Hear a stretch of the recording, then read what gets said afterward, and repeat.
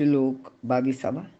अदेशकाले यद्दानं पात्रेभ्यश्च दीयते असत्कृतमवज्ञातं तत्तामसमुदाहृतम्. अर्थ, जे दान देश काल पात्रता यांचा विचार न करता आणि अवमानपूर्वक दिले जाते ते दान तामस दान असते, असे भगवंत सांगत आहेत. विवरण: एकतर या तामसी लोकांना दुसऱ्याला दान द्यावेसेच वाटत नाही. कोणाला काही देणे त्यांच्या खूप जीवावर येते आणि अगदी एखादा कोणी फारच मागे लागला तर हे लोक त्या मागणाऱ्या व्यक्तीचा अपमान करतात. देताना म्हणतात की अरे, मी म्हणून तुमच्यासारख्यांना हे देतो, किंवा देश काल पात्र यांचा विचार न करता ते दान देतात. म्हणजे दुसऱ्याला एखादी गोष्ट हवी आहे का नाही ते विचारात न घेता आपल्याला नको असलेली वस्तू ते इतरांना देतात.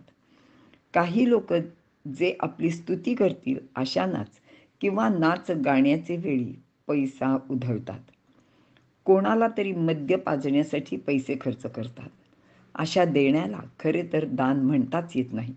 पण आपण किती उदार आहोत, कसे सढळ हाताने इतरांसाठी पैसे खर्च करतो हे दाखवण्यासाठी हे लोक असे पैसे खर्च करतात, किंवा थोडक्यात उधळतात असे आपण म्हणूया.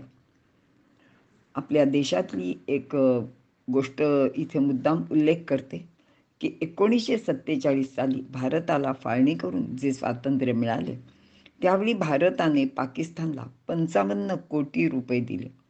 अर्थात हे देणे म्हणजे देश काळ पात्र यांचा अजिबात विचार न करता दिलेले रक्कम होती. आपल्याच पैशाने त्यांनी सैन्य उभारून, म्हणजे पाकिस्ताननी आपण दिलेल्या त्या पैशातूनच सैन्य उभारून काश्मीरवर हल्ला केला. या तामस दानाने स्वतःचे आपण किती नुकसान ओढून घेतले त्याचे परिणाम आपण आजही भोगत आहोत. असे हे तामस दान देताना सुद्धा कोणताच विधिनिषेध पाळला जात नाही. सर्वांचे ठायी परमात्म्याचे वास्तव्य आहे हे जाणून कोणाचा अपमान करू नये, कोणाला कमी लेखू नये याचे भान सुद्धा हे लोक ठेवत नाहीत.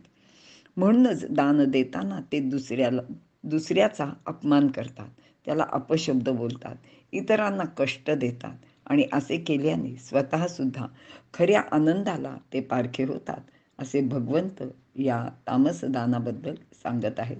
इथे आपण थांबूया.